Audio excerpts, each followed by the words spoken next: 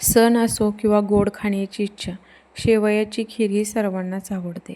नमस्कार, रितिकाज रेसिपीमध्ये तुमचं मनापासून स्वागत. आज आपण या व्हिडिओमध्ये बघणार आहे शेवयाची खीर दाटसर आणि मलाईदार कशी करायची ते. तर या व्हिडिओमध्ये संपूर्ण माहिती मी तुम्हाला सांगितली आहे. तसेच खीर दाटसर आणि मलाईदार होण्यासाठी काही टिप्स देखील सांगितले आहेत.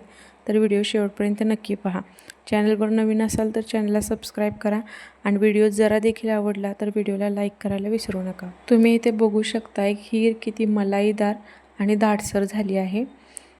अगदी कमीत कमी वेळेत झटपट अशी ही खीर तयार होते. तर रेसिपीला सुरुवात करूया. मी इथे 1 लिटर दूध घेतलं आहे.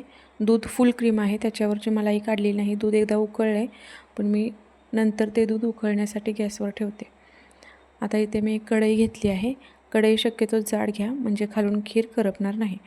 तर कढईमध्ये मी 2 चमचे तूप घेते.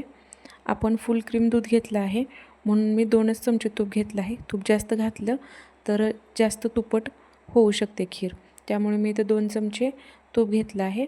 तूप वितळलं की आपल्याला त्यामध्ये शेवया टाकायच्या आहेत. तर मी इथे ज्या खिरीच्या शेवया असतात त्या घेतल्या आहेत.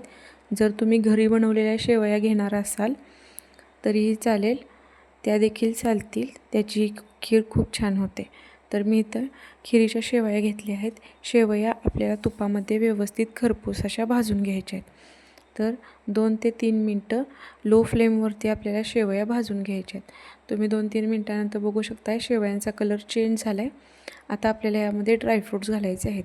ड्रायफ्रूटमध्ये मी बदाम आणि काजू घेतले. काजू बदाम मी खलबत्त्यावरती थोडेसे कुटून घेतलेत म्हणजे त्याची थोडीशी पावडर होते आणि त्यामुळे खिरीला दाटपणा येतो.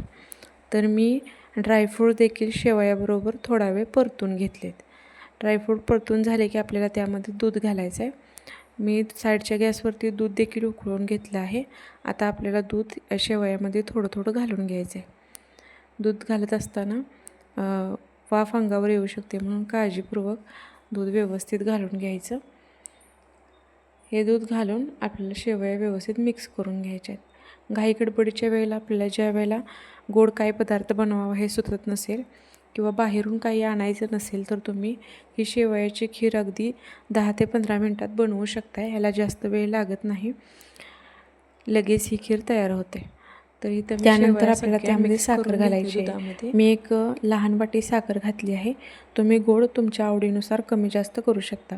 हे व्यवस्थित मिक्स करून आपल्याला हे थोडा वेळ शिजवून घ्यायचं आहे.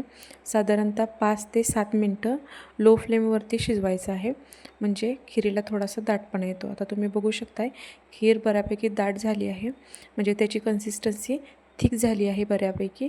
तर यावेळेला मी यामध्ये वेलची पावडर घालते. वेलची पावडर शक्यतो शेवटी घालायची म्हणजे त्याचा वास राहतो. आणि त्यानंतर मी कट केलेले काही पिस्ते आहेत ते देखील यामध्ये टाकते. अशा प्रकारे ही खीर तयार झाली आहे.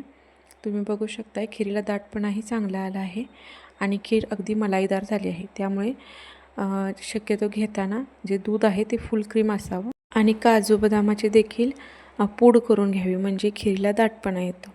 अशा प्रकारे ही शेवयाची खीर तयार आहे. व्हिडिओ आवडला असेल तर लाईक, शेअर आणि सबस्क्राईब करायला विसरू नका. पुन्हा भेटू. धन्यवाद.